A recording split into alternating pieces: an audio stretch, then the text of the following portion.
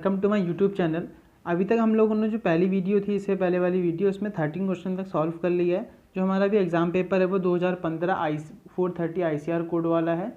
आज हम लोग 14 क्वेश्चन डिस्कस करेंगे। जो प्रश्न है आपका वो ये है कि उप सहसंयोजन यौगिक तथा द्विक लवण में अंतर स्पष्ट करने हैं आपको। सही है, तो इसका आंसर लिख रखा है मैंने। देखिए आंसर क्या है इसका। उप सहसंयोजन लवणों का जो मिश्रण है वो दो साधारण लवणों के सममोलर मतलब समान मोलर अनुपात से हो भी सकता है और नहीं भी।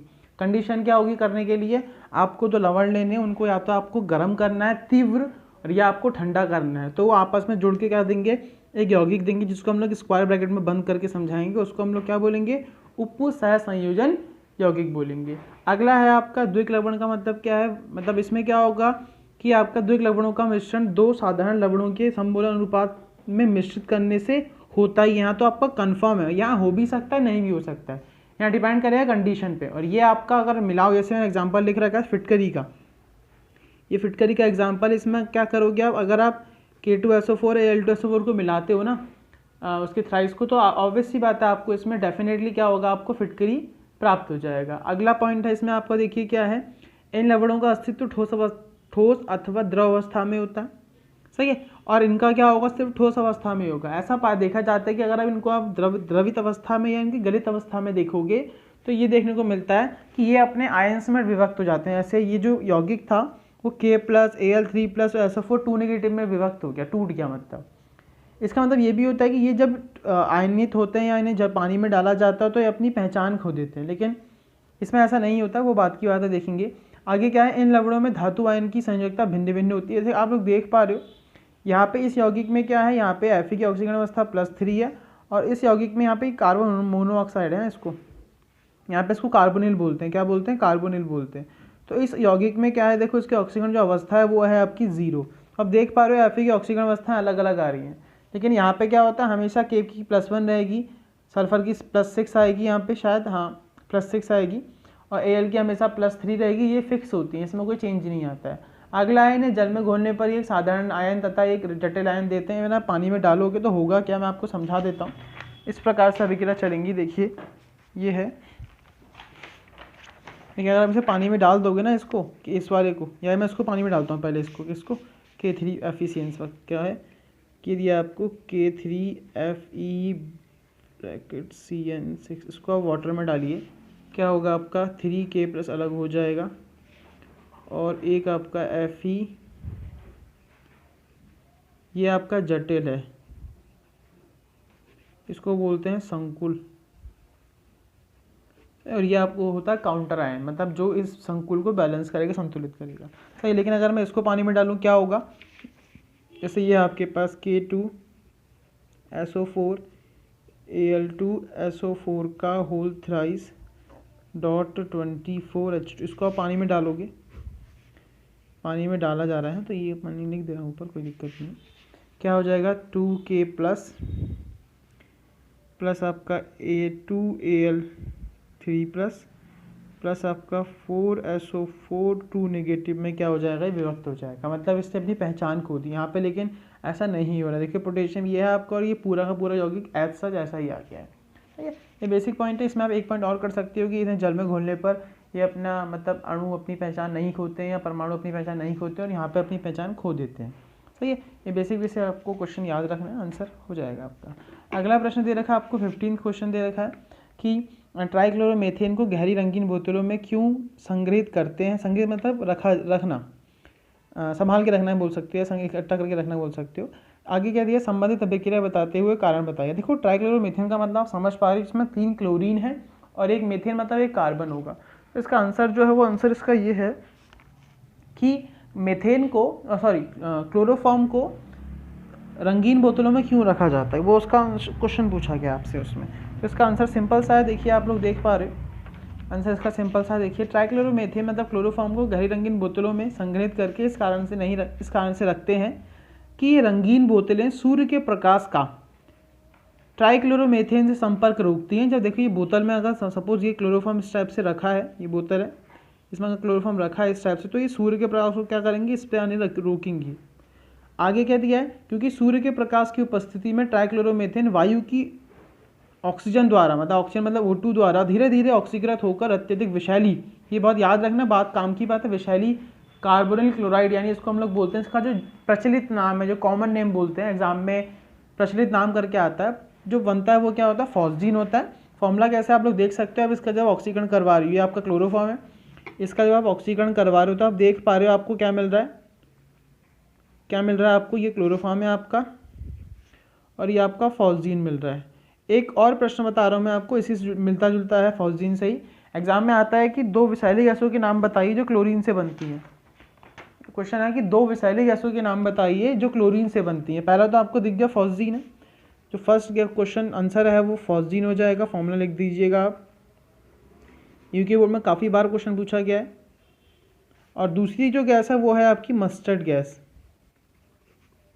मस्टर्ड गैस, इसका फॉर्मूला होता है ClCH2 CH2S CH2CH2Cl। ये मस्टर्ड गैस होती है, ये भी मतलब क्लोरीन से बनती है, और ये भी गैस कैसी होती है, विषैली गैस होती है। दोनों गैस कैसी गैस हैं आपकी, विषैली गैस हैं। तो इस प्रश्न को भी आप याद रखिएगा, सही है। अगला प्रश्न दिया है आपको, देखिए इसमें कि निम्नलिखित का मिलान करिए। मैच द फॉलोइंग, बहुत सिंपल सी चीज़ें आपको पता होंगी, वैसे आपने पढ़ा होगा इनके बारे में, तब भी मैं लेकिन समझा देता हूँ छोटा छोटा इनके बारे में। देखिए क्या है, प्रश्न में दे रखे हैं आपको एलील क्लोराइड और विनाइल क्लोराइड, ये दो क्या होते हैं पहले वो समझ लेते हैं, उसके बाद हम आगे बढ़ेंगे। एलील और विनाइल क्या होते हैं, ठीक है।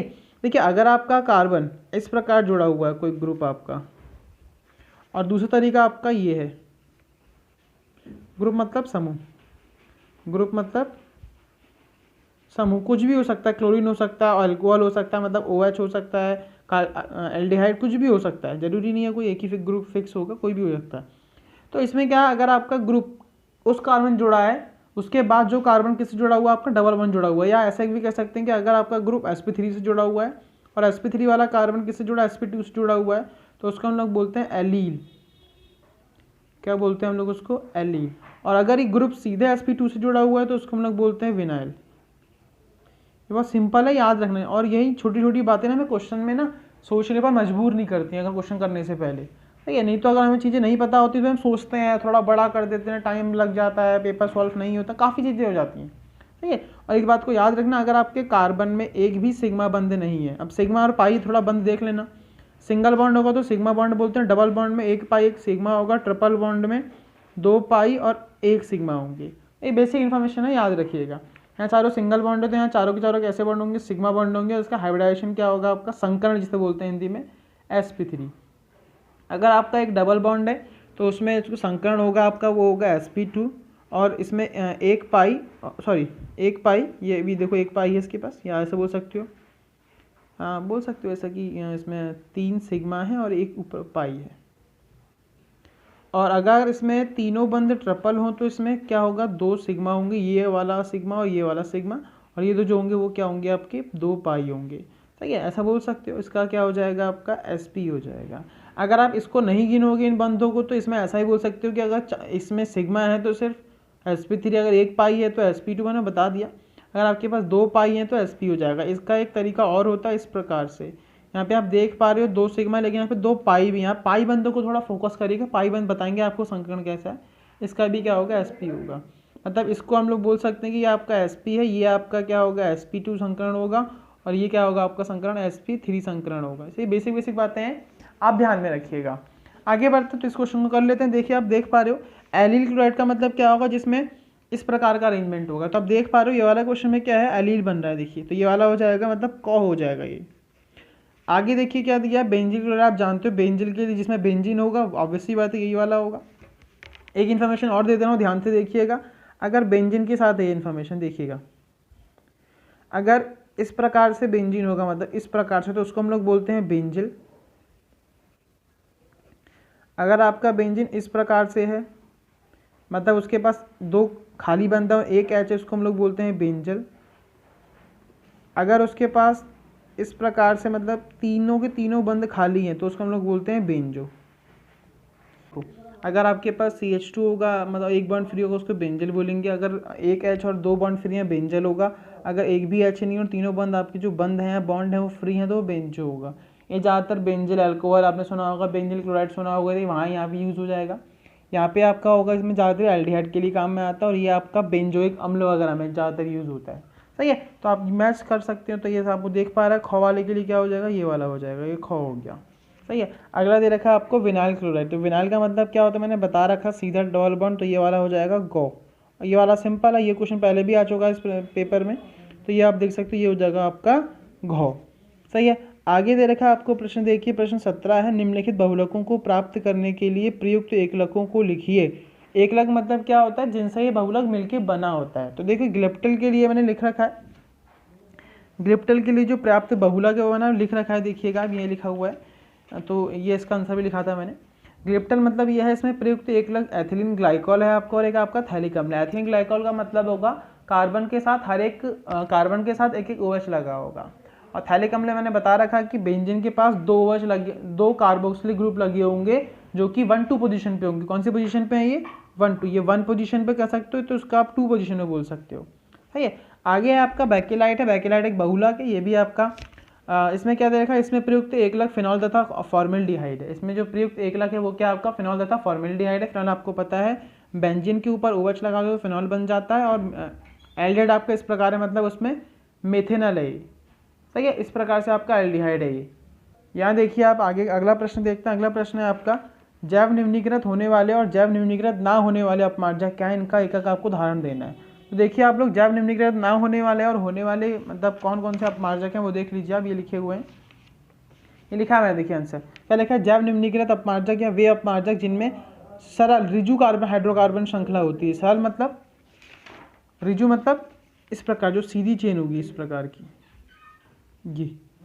ये रिजु होता है, इसका मतलब होता है रिजु या सरल। ये क्या आपकी रिजु होगी, या इसको आप क्या कहोगे, सरल श्रृंखला कहोगे, हाइड्रोकार्बन श्रृंखला। सही है। वह सूक्ष्म जीवों द्वारा सरलता से निम्नीकृत हो जाती है। इसका मतलब होता है अपघटित होना, मतलब टूट जाती है। सही है। इसका मतलब क्या होता है, अपघटन होना या टूट जाना। तो इसको हम लोग क्या बोलते हैं, जैव निम्नीकृत अपमार्जक कहलाता है। इसका एग्जाम्पल भी दे रखा है, एग्जाम्पल आपका सोडियम लॉरेल सल्फेट है, सोडियम लॉरेल सल्फेट। और अगला दिया है आपको sodium dodecyl benzene sulphonate, sodium dodecyl benzene sulphonate. देखो सोडियम लॉरेल सल्फेट आपका ये है। सही है। आगे दे रखा है आपको सोडियम 4 मतलब देखो पैरा, इसको ऐसा बोल सकते हो, यहाँ से काउंटिंग करोगे तो 1 2 3 4, या इसको हम लोग पैरा भी बोल देते हैं, तो ऑर्थो मेटा पैरा। सही है। एक इन्फॉर्मेशन और देख लीजिए आप, काम की है। अगर यहाँ पे बेंजीन अगर इसमें कोई ग्रुप लगा हुआ है तो इसकी ये वाली पोजीशन होती है ऑर्थो, ये वाली होती है मेटा, और नीचे वाली होती है पैरा। ऐसे यहाँ पे भी ये मेटा होगी और ये क्या होगी आपको, ऑर्थो होगी। ये ऐसी बेसिक इन्फॉर्मेशन पता होनी चाहिए ताकि क्वेश्चन गलत ना हो। ये देखिए 4 नंबर पे इसको पैरा भी कहो, या आप 4 नंबर भी बोल सकते हो। मैंने ऊपर 4 नंबर से दिखा, मतलब 4 नंबर से दिखा रखा है, नीचे मैंने पैरा से दिखा रखा है। ठीक है। तो इसमें सोडियम एम पैरा डोडेसिल, ये 12 कार्बन को डोडेसिल बोलते हैं। अगर आपके पास 12 कार्बन है तो हम लोग उसको डोडेकेन बोलते हैं। जब यहाँ पे वो एज अ साइड ब्रांच काम कर रहा है तो उसमें वाई एल लगा देते हैं। वाई एल मतलब ऐसा साइड ब्रांच में लगता है, जैसे मिथाइल प्रोपाइल ब्यूटाइल टाइप से। सही है। तो ये sodium and dodecyl benzene sulphonate. सही है, लिखा हुआ है। आगे आपका दिया है जैव अनिम्नीकृत क्या होती है, जिसका ऊपर वाले का उल्टा या अपोजिट हो जाएगा। क्या है देखिए, वे अपमार्जक जिनमें शाखित हाइड्रोकार्बन श्रृंखला होती है। शाखित मतलब इस प्रकार से, जैसे ये इस प्रकार से, इसमें अलग अलग कहीं ना कहीं ब्रांचेस लगी होंगी, शाखाएं लगी होंगी इस प्रकार से। इसकी भी ब्रांचेस होंगी, इसकी भी शाखाएं होंगी इस प्रकार से। ठीक है। तो ये शाखित है, देख लीजिए आप लोग ध्यान से, ये देखिए आपकी शाखित है इस प्रकार से, और पैरेलल रिजिड। इसका एग्जांपल दे रखा है मैंने। और ये आसानी से आपका जो सूक्ष्म जीव होते हैं उनसे ये मतलब अवघटन नहीं होता है, इसका ऐसा ही बोल सकते हो। ठीक है। तो ये प्रश्न है, छोटा सा इसका आंसर है। एग्जाम्पल भी दे रखा है मैंने, देखिए सोडियम 4,1,3,4,1,3,5,7। देखो आप देख पा रहे हो, ये 1 2 3 4 पे लगा हुआ है पहली बात तो ये, और ये 1 2 3 4 5 6 7 8, एक 1 पे, एक 3 पे, एक 5 पे, 7 पे। देखिए मैंने लिख रखा टेट्रा मतलब 4। मिथाइल दिख रहे हैं आपको, ये सब मिथाइल है। तो मिथाइल ऑक्टाइल, ऑक्टाइल मतलब 8 कार्बन का सेट है, ऑक्टाइल बोलते हैं। बेंजीन आपको दिख रहा है, सल्फोनेट इसको बोलते हैं। तो ये सोडियम आगे से लगा ही दिया था। ठीक है, इतना आपको पता चल गया। आगे अगला प्रश्न दे रखा है आपको, देखिए ये हो गया आपका, ये वाला जो पेज है वो खत्म हो गया। अगला प्रश्न दिया है आपको, समपराशरी को अल्पपराशरी तथा अति पराशरी विलयन क्या होते हैं। देखो समपराशरी विलयन का मतलब, जिसमें सम का मतलब आप लोग देख पा रहे हो, जिसमें पराशरण दाब क्या होगा, समान होगा। अब पराशरण दाब का मतलब क्या होता है, वह दाब जो क्या करे, मतलब पराशरण जो क्रिया होती है उसको रोकने में क्या हो, सक्षम हो। पराशरण क्या होता है, वह दाब, वो अधिकतम है, वो कम से कम दाब जो किसी मतलब विलयन के मध्य, विलय और विलायक के ऐसा बोल सकते हो, कम सांद्रता और अधिक सांद्रता के विलयन के मध्य क्या करे, पराशरण की क्रिया को रोकने में सक्षम हो या सामर्थ्य रखता हो, ठीक है, उसे हम पराशरण दाब बोलते हैं। लिखा है हमने, इसका आंसर देखिए, सिंपल सा आंसर है। समपराशय विलयन क्या होते हैं, वे विलयन जिनके पराशरण दाब समान होते हैं समपराशय विलयन कहलाते हैं। ऐसे ये दो विलयन ले लिया मैंने इस प्रकार से, एक विलयन ये एक विलयन ये, दोनों को कनेक्ट कर दे, इनके बीच में पराशरण की क्रिया होगी।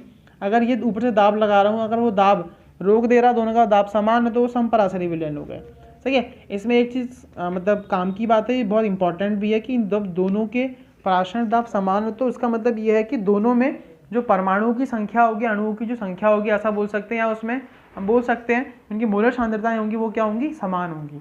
मोलर सांद्रता मतलब होता है मोल से, ठीक है। आगे अगला जो है आपके, अगला पूछा आपसे अल्प पराशरी विलयन क्या होते हैं। अगर मैं दो विलयन लेता हूँ, उन दो विलयनों में क्या देखता हूँ कि अगर किसी एक विलयन का जो पराशरण दाब है कम है, तो उसे हम लोग क्या बोलेंगे, अल्प पराशरी बोलेंगे, और जिसका ज़्यादा होगा उसका हम लोग क्या बोलेंगे, अति पराशरी बोलेंगे। सिंपल है, तो ये लिख रखे हैं ना हमको आंसर। आगे एक प्रश्न दे रखा, न्यूमेरिकल पोर्शन है, क्या है, एक विलयन का पराशरण दाब है आपका 3.2 वायुमंडल, वायुमंडल का हम लोग देखिए एटीएम बोलते हैं, जिसके प्रति लीटर मतलब पर लीटर में 20 डिग्री सेल्सियस पर 45 ग्राम सुक्रोज घुला, सुक्रोज मतलब शर्करा या चीनी बोलते हैं। इसका सूत्र यानी फॉर्मूला है C12H22O11।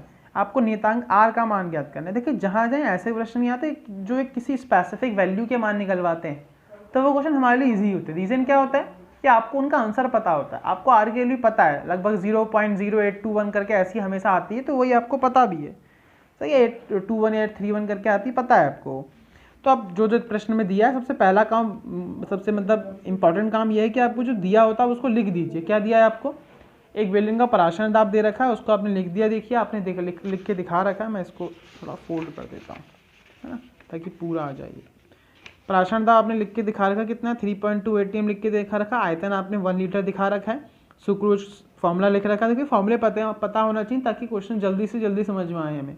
और एक भी चीज़ और याद रखना, हमेशा यहाँ पे आपका सुक्रोज विलय है, तो विलय को हम लोग यहाँ B से दिखाते हैं और विलायक को A से दिखाते हैं। आपका पाठ नंबर 2 का प्रश्न है, ठीक है। हमने इसमें क्या करा, ये हमें 45 दिया था, हमने अणुभार निकाल लिया। अगर अणुभार नहीं दिया होगा आपको एग्जाम में, वैसे इस प्रश्न में दिया था अणुभार, लेकिन अगर नहीं दिया होगा तो आपको निकालना भी आना चाहिए। आपको पता है कार्बन 12 है और एक कार्बन का जो द्रव्यमान होता है, अणुभार जो होता है वो 12 होता है।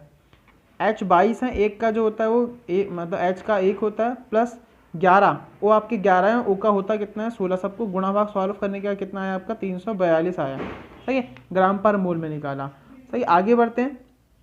आपने देखा होगा कि समीकरण आपने 11th में पहले भी पढ़ा होगा। इस समीकरण को कहते हैं हम लोग आदर्श गैस समीकरण। आदर्श गैस समीकरण क्या होता है आपका, PV बराबर nRT। यहाँ पे बस करा है क्या हम लोगों ने, P को किससे रिप्लेस कर दिया, पराशरण दाब से। वहाँ वो गैस का दाब था और यहाँ पे क्या कौन किसका दाब है, वो पराशरण दाब, सही। इतना ही बस डिफरेंस है, बाकी सब सेम है। यहाँ पे जो N है वो किसके मोल होंगे, वो होंगे आपके विलय के मोल। विलय के मोल निकालने का, किसी के मोल भी निकालने का फॉर्मूला क्या होता है, एक फॉर्मूला होता है, इसके 3 फॉर्मूले होते हैं। 3 फॉर्मूले होंगे, 3 में से एक फॉर्मूला ये है कि आपका पदार्थ की मतलब दी हुई मात्रा बट्टे उसका अणुभार, क्या होगा, पदार्थ की दी हुई मात्रा बट्टे उसका अणुभार। तो हमने अणुभार वाला फॉर्मूला लगाया, देखिए आप लोग देख सकते हो क्या लगा रखा है, WB/MB लगा रखा है। तो WB मतलब 45 दे रखा है हमें, ये देखिए, MB आपका 342 है। देखो बाकी आपको पता है T 20 सेल्सियस था, T जो था आपका 20 सेल्सियस, हाँ क्या ये है आपका 20 सेल्सियस। तो हमने इसको कैलोरी में चेंज कर लिया, और कैलोरी में ही प्रश्न सॉल्व होते हैं जो न्यूमेरिकल पार्ट होता है, याद रखना इस बात को, ठीक है। बाकी की आगे गुणा भाग आपको पता है, आपको R का वैल्यू निकालना है, आपको आंसर का जो अंदाजा था आपको पहले से था, तो अच्छी बात है, तो आपका जो प्रश्न हो जाएगा वो सॉल्व हो जाएगा, ठीक है। गुणा भाग आपको आता है, कोशिश करिए कि इस गुणा भाग को जल्दी से जल्दी करिए एग्जाम में, ताकि टाइम कम लगे। प्रश्न दे रखा है आपको, अगला प्रश्न दिया है आपको कि ये है संचायक सेल क्या है, एक लेड संचायक सेल की चार्जिंग क्रियाविधि का वर्णन करना है आपको रासायनिक अभिक्रिया की सहायता से। देखो संचायक सेल क्या होता है, उसका उत्तर मैंने लिख रखा है, देखिएगा कि वे सेल जिनमें रासायनिक अभिक्रियाएं दोनों दिशाओं में होती है। मतलब क्या होगा, अभिकारक से उत्पाद बनेगा और उत्पाद से अभिकारक बनेगा, सिंपल सी चीज़ है। आगे दे रखा संचायक सेल कहलाते हैं, इनको द्वितीयक सेल भी कहते हैं। द्वितीयक का मतलब क्या है कि इनको आप चार्ज और डिस्चार्ज दोनों कर सकते हैं। मतलब डिस्चार्ज तो होते हैं सेल जनरली, लेकिन चार्ज भी कर सकते हैं, आप रिचार्ज जैसे बोलते हैं। इनमें क्रियाकारकों से उत्पाद बनते हैं, और देखिए तो विद्युत ऊर्जा प्राप्त होती है। जब क्रियाकारक पूर्ण रूप से उत्पाद में परिवर्तित हो जाते हैं, मतलब ये आपका यहाँ पूरी तरीके से खत्म मतलब कन्वर्ट हो जाएगा, संपूर्ण हो जाएगा तो होगा क्या, तो विद्युत ऊर्जा प्राप्त होनी बंद हो जाती है, तो सेल डिस्चार्ज हो जाता है। मतलब ऐसा कहा जाता है कि जब ये आपका पूरा खत्म हो जाएगा तो आपका जो सेल होगा वो क्या हो जाएगा, डिस्चार्ज हो जाएगा। अब सेल को आपको दोबारा चार्ज करना, तो होता क्या, आप इस सेल में क्या करोगे, विद्युत धारा प्रवाहित करोगे। पहले आपको विद्युत धारा प्राप्त हुई, अब उसी धारा को प्रवाहित करोगे, मतलब जिससे क्या होगा, ये उत्पाद आपका टूटकर किस में कन्वर्ट हो जाए, अभिकारक में। तो ये बेसिक सी काम है। इसमें आपसे मतलब कहा जाता है कि इस सेल में दोनों काम होते हैं, चार्जिंग भी डिस्चार्जिंग भी। इसी वजह से क्या कहा जा रहा है, संचायक सेल कहते हैं। सही। और एक इसकी ना एक सीमा होती है, मतलब उसके बाद क्या होते हैं, ये खराब हो जाते हैं, मतलब खत्म हो जाते हैं, ऐसा बोल सकते हो। तो मैं आपको दोनों कर बता देता हूँ, मैं आपको उसको डिस्चार्जिंग भी बता देता हूँ, मैं आपको उसकी चार्जिंग भी बता देता हूँ। ठीक है। तो मैंने लिख रखा है, देखिए एक पेज पे कि इनको ना ऐसा बोला जाता है कि देखो इसका एनोड पर क्या होता है, ऑक्सीडेशन होता है, एनोड जानते हो आप लोग, और कैथोड पर क्या होता है, इसका रिडक्शन होता है। एनोड पर क्या होता है, इसका ऑक्सीडेशन होता है, कैथोड पर क्या होता है, इसका रिडक्शन होता है। ठीक है। ये बेसिक है। जब ये एनोड मतलब जब ये विद्युत उत्पन्न कर रहा होगा ना, विद्युत आपका उत्पन्न कर रहा होगा, तो एनोड आपका नेगेटिव होगा, कैथोड आपका पॉजिटिव होगा। एंड देखो यहाँ पे ये इस डिस्चार्जिंग की प्रोसेस में क्या आता है, विद्युत उत्पन्न करता है। जब खत्म हो रहा होता है, जब सेल खत्म हो रहा होता है तो विद्युत धारा हमें देता है। तो यहाँ पे एनोड नेगेटिव होगा आपका, और कैथोड क्या होगा उस टाइम पे आपका प्लस होगा। सही। अब क्या है, इसने कनेक्ट करा, लेड ने जो पीबी था उसने अपने इलेक्ट्रॉन दिए, तो ये इलेक्ट्रॉन मतलब इस पर इलेक्ट्रॉन आ गए और ये इलेक्ट्रॉन आगे ट्रांसफर कर दिए इसने, तो इलेक्ट्रॉन दे दिए। अब क्या होगा, लेड इलेक्ट्रॉन दे के विलयन में आ गया। विलयन किसका होता है, ये विद्युत अपघट्टी का होता है। इस सेल के लिए स्पेसिफिक अमाउंट है उसका कितना, 38%, 38% लिया है H2SO4। सही है। ये Pb2 पॉजिटिव जो होता है वो SO4 2 नेगेटिव से अभिक्रिया करता है और PbSO4 बना लेता है। जो ओवरऑल अभिक्रिया लिखी जाती है, हमने इसको इससे कट करा तो देखिए क्या हो गया, Pb plus SO4 2 negative arrow PbSO4, ये वाला आपका 2 इलेक्ट्रॉन ऊपर से नीचे उतर के आ गए। सही है। अब देखिए आप लोग आगे देखिए, ये कटे नहीं है, यहाँ देखिए आप क्या होगा, आगे हम बात करते हैं कैथोड पर। कैथोड के लिए क्या होगा, रिडक्शन होता है। कैथोड पर ये देखिए जो रॉड है, ये आपकी जो रॉड नहीं प्लेट जो है आपकी, वो लेड प्लस लेड ऑक्साइड से मिलकर बनी हुई है। यहाँ से ना जो H पॉजिटिव था, जब यहाँ से इलेक्ट्रॉन यहाँ चल के आएंगे तो H पॉजिटिव की इसकी तरफ को जाता है। जब इलेक्ट्रॉन यहाँ से चल के यहाँ की तरफ को आएंगे तो H पॉजिटिव इसकी तरफ को जाता है, और जब जाएगा तो उसने इलेक्ट्रॉन ग्रहण करे, इलेक्ट्रॉन को एक्सेप्ट करा, तो उसने क्या करा, PbO2 का रिडक्शन कर दिया, मतलब अपचयन कर दिया, किसमें, Pb2 प्लस में। सही है। तो आपको 2H2 मिला, और ये उसके बाद फिर वही Pb2 पॉजिटिव क्या हुआ, जो विलयन में आया उसने दोबारा सल्फेट से अभिक्रिया करी और PbSO4 बना दिया। Pb प्लस ये वाला प्लस कट जाएगा, जब लिखोगे ओवरऑल रिएक्शन क्या मिल के आ रहा है, PbO2 plus 4H plus 2 electron, ये सल्फेट आपका ये वाला आ गया, और ये वाला पोर्शन आपका ऐसे उतर गया। अब देखिए आपको जब इन दोनों की एक प्रॉपर सेल अभिक्रिया लिखनी है आपको, तो कैसे लिखोगे आप, वो लिखोगे आप इस प्रकार से। मैं लिख के दिखाता हूँ दोबारा से, देखिए क्या लिखोगे, इसको कैसे लिखोगे आप लोग उसको। सही है। देखिएगा आप लोग किस प्रकार लिखोगे। यहाँ देखना, जैसे ये लिखा हुआ है आपका Pb प्लस SO4 2 नेगेटिव, और आप देख पा रहे हो SO4 ये एक, SO4 ये, मतलब 2 SO4 negative plus PbO2 plus 4H plus, इससे ये वाला इलेक्ट्रॉन कट जाएंगे। सही, ये आपने लिख दिया है। क्या बनेगा, Pb SO4, ये 2 है, देखिए ये 2 प्लस 2H2। आप लोग देख पा रहे हो, ये और ये जुड़ जाएंगे तो क्या बन जाएगा, इसको हम लिख सकते हैं 2H2SO4। देखो चार्ज तो जोड़ के संतुलित हो जाएंगे, 2 नेगेटिव है, और देखिए S यहाँ पे 2 हैं तो S 2 आ रहे हैं, H 4 है तो H 4 आ गए, एरो लगाया। अब यहाँ करके लिख सकते हो इस चीज़ को भी, 2PbSO4 आ गया और आपका 2H2 आ गया। आगे बढ़ते हैं। ये हमारी थी डिस्चार्जिंग की प्रोसेस थी। अगर चार्जिंग की प्रोसेस होगी तो क्या होगा, ये यहाँ से कनेक्ट हो जाएगा, इसका संपर्क यहाँ से टूट जाएगा, हम इलेक्ट्रिसिटी देंगे इसको, हम विद्युत धारा देंगे इसको। सही है, यहाँ से कनेक्ट हो जाएंगे। अब क्या होगा आपका, अब एनोड हो जाएगा आपका पॉजिटिव चार्ज, और कैथोड हो जाएगा आपका नेगेटिव चार्ज। मैंने लिख रखा है, देखिए यहाँ पे, ये हम लोग रिचार्जिंग पढ़ते हैं। देखिएगा यहाँ पे क्या हुआ, एनोड आपका प्लस का था, उस पर ऑक्सीडेशन हुआ है, PbSO4 प्लस 2H2 हमने रिएक्शन लिखी है इस प्रकार से, और कैथोड पर नेगेटिव है वो, उसका रिडक्शन हुआ है, मतलब अपचयन हुआ है, उसकी अभिक्रिया इस प्रकार से लिखी है। तो आप देख सकते हैं जो एनोड की अभिक्रिया थी ऑक्सीडेशन के टाइम पे, डिस्चार्जिंग के टाइम पे, वो किस में आ गई है, वो कैथोड में आ गई है। देखिए ये लिखी हुई है, देख पा रहे हो क्या आप लोग। और उल्टा करके लिख दिया। और जो आपकी कैथोड के लिए थी आपकी अभिक्रिया डिस्चार्जिंग के टाइम पे, वो उल्टा करके हमने रिवर्स करके उसको यहाँ लिख दिया, देखिए किसमें, एनोड के ऑक्सीडेशन में। तो अब ये थोड़ा जल्दी समझ में आ जाएगा। अब इसका स्क्रीनशॉट ले लीजिए और एक आप इसका भी स्क्रीनशॉट ले लीजिए, ठीक है। तो ये आप चीज़ याद रखना। आगे बढ़ते हैं, इसका अगला प्रश्न दे रखा है आपको, देखिए उसकी अगर ओवरऑल रिएक्शन लिखूंगा तो क्या बन के आएगा। प्रश्न से पहले इसको देख लेते हैं, संपूर्ण खत्म कर लेते हैं। PbSO4 बायां पक्ष बाएं से जुड़ेगा, दायां पक्ष दाएं से जुड़ेगा, ये वाला और ये वाला कट जाएंगे, ठीक है। प्लस 2H2O, ये भी उसका रिवर्स हो जाएगा पिछले वाले का। यहाँ Pb plus PbO2 plus SO4 2 negative, SO4 2 negative, ये सब जुड़ के, ये और ये तीनों जुड़ के क्या बन जाएंगे, 2H2SO4। ये आपकी सेल अभिक्रिया हो गई, कब, डिस्चार्जिंग के लिए, सॉरी चार्जिंग के लिए, रिचार्जिंग के लिए। सही, आगे बढ़ते हैं। अगर नहीं समझ में आएगा तो मुझे बता दीजिएगा, मैं आपको अगली वीडियो में मतलब ऐसा अलग से उसकी वीडियो बना के प्रॉपर समझा दूंगा। सही, अगला प्रश्न दे रखा है आपको, मानक इलेक्ट्रोड विभव को परिभाषित कीजिए। ये भी प्रश्न अच्छा है, कैसे परिभाषित करेंगे उसको, मानक इलेक्ट्रोड विभव को, वो देखते हैं।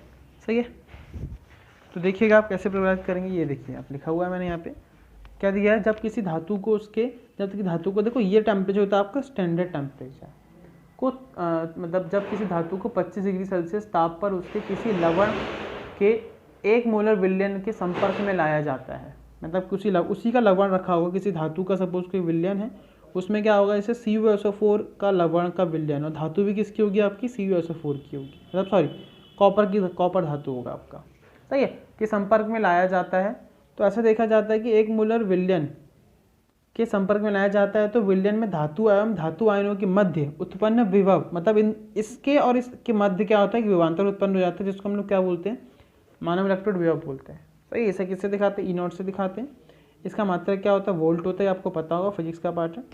भाई इतना ही आपको लिखना है। आपका जो प्रश्न आया वो कितने नंबर का आया हुआ है, देखिए दिखाता हूँ, देखिए ये जो प्रश्न आया हुआ है आपका, वो आया हुआ है 1 मार्क्स। तो 1 मार्क्स के लिए सफिशिएंट है इतना। अगला इसके लिए प्रश्न आया हुआ है, डेनियल सेल के लिए मानव इलेक्ट्रोड विभव इतना दे रखा है आपको, 1.1 वोल्ट।